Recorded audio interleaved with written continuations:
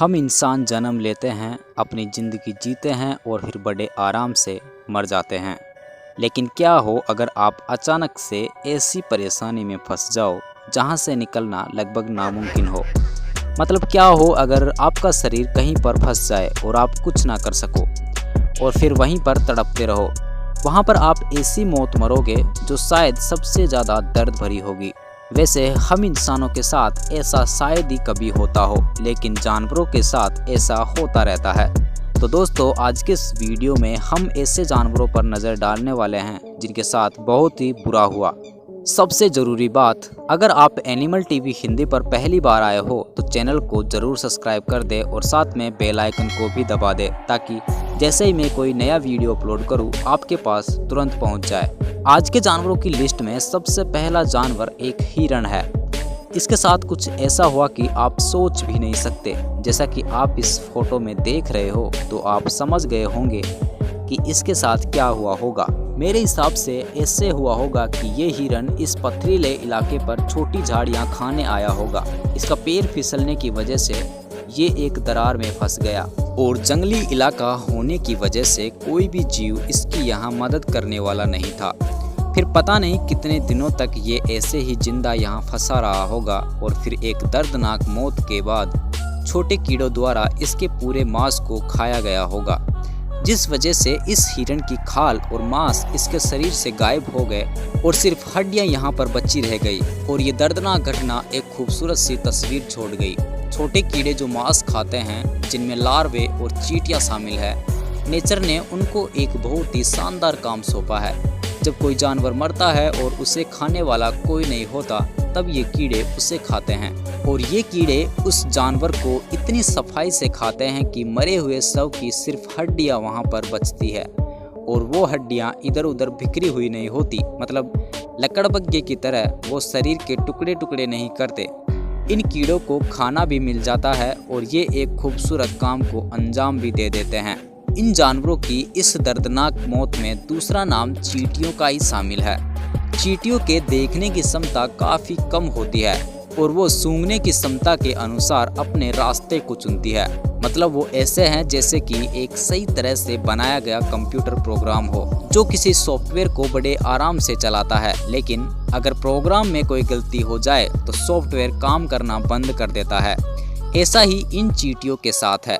चींटियां एक तरह की गंध छोड़ती है जिससे पीछे आने वाली चींटियों को रास्ता मिलता है, लेकिन अगर चींटियों द्वारा गंध छोड़ने में कोई गलती हो जाती है और वो रास्ता भटक जाती है तो फिर सारी चींटियां एक गोल सर्कल में घूमने लगती है और वो तब तक घूमती रहती है जब तक कि उनकी मौत ना हो जाए।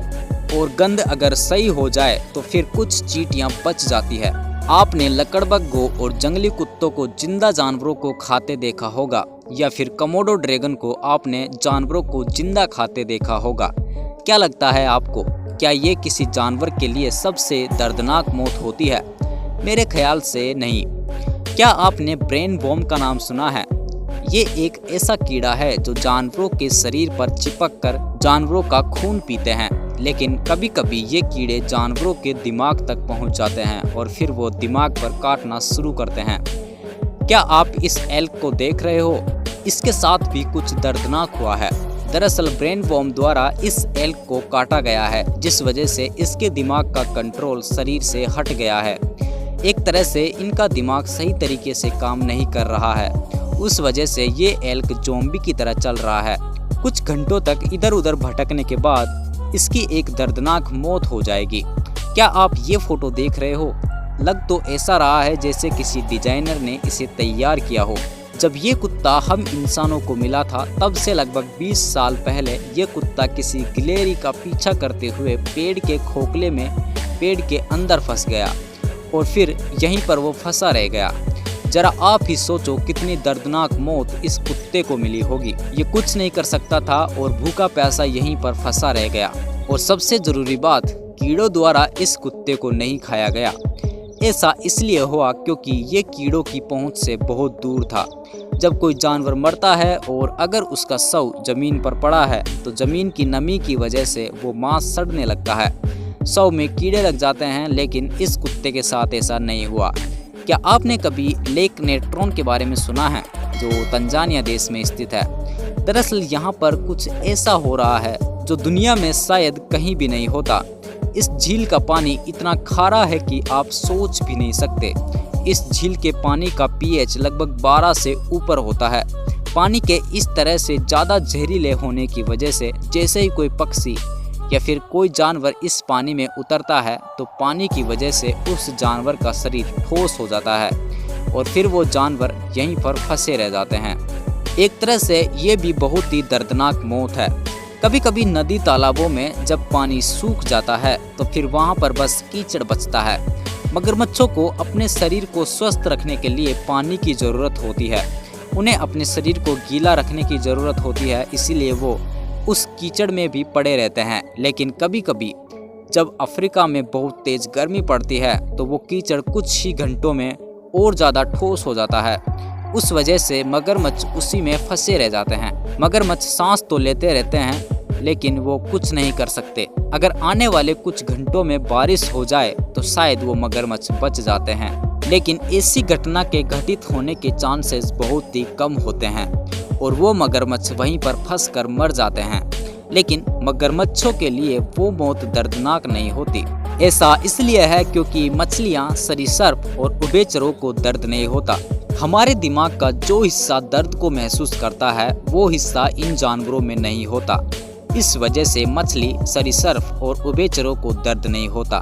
लेकिन ऐसा होते देखना हम इंसानों के लिए तो दर्दनाक ही है, लेकिन वो भी सिर्फ उन्हीं इंसानों के लिए जो इन जानवरों से प्यार करते हैं। अब शायद आप ऐसा सोचोगे कि मेरा टॉपिक थोड़ा बदल गया है, लेकिन ऐसा नहीं है। जानवरों के इस तरह से मरने के चांसेस बहुत ही कम होते हैं, लेकिन आप ये जानकर चौंक जाओगे कि हम इंसानों द्वारा इन जानवरों को सबसे ज़्यादा दर्दनाक मौत दी गई है।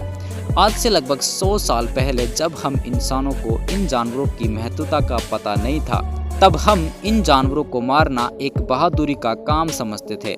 आप ये जानकर चौंक जाओगे कि अफ्रीका में आज से लगभग 100 साल पहले लाखों की आबादी में हाथी और दूसरे जानवर रहते थे और एशिया में लाखों की जनसंख्या में टाइगर रहते थे। लेकिन अभी वर्तमान में हाथियों की जनसंख्या अफ्रीका में 50,000 के आसपास ही बची है और एशिया में टाइगर सिर्फ 4,000 ही बचे हैं। तो अब आप सोच सकते हो कि न जाने कैसी कैसी दर्दनाक मौतें हम इंसानों ने इन जानवरों को दी है। वैसे जो हो गया वो हो गया, अब उसका अफसोस तो हम क्या ही करें, लेकिन आने वाले समय में हम इन जानवरों के लिए बहुत कुछ कर सकते हैं। हम इनको बचा सकते हैं और जानवरों को बचाने की शुरुआत उनके बारे में सब कुछ जान कर करते हैं। अगर आपके पास जानवरों के बारे में नॉलेज नहीं है तो आपको कैसे पता चलेगा कि कौन सा जानवर खतरे में है। इसीलिए अगर आप जानवरों को अच्छे से समझना चाहते हो तो आपको एनिमल टीवी हिंदी को ज़रूर सब्सक्राइब करना चाहिए, क्योंकि यहाँ पर हम जानवरों के बारे में बात करते हैं। तो दोस्तों, कैसा लगा वीडियो कमेंट सेक्शन में मुझे ज़रूर बताएं, और वीडियो अगर आपको अच्छा लगा है तो अपने दोस्तों के साथ इसे शेयर ज़रूर करें।